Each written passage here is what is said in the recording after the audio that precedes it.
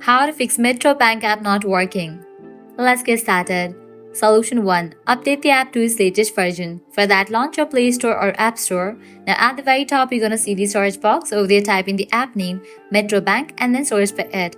With that, app will appear.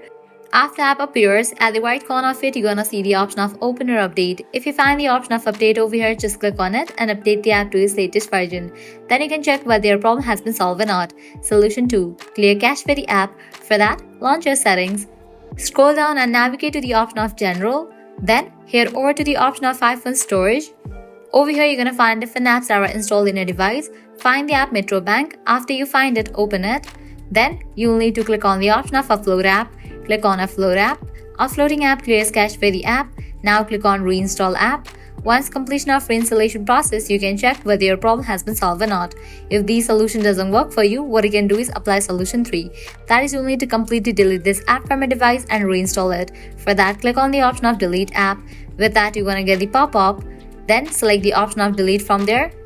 With that, the app will be deleted from your device. Now you can launch your App Store or Play Store.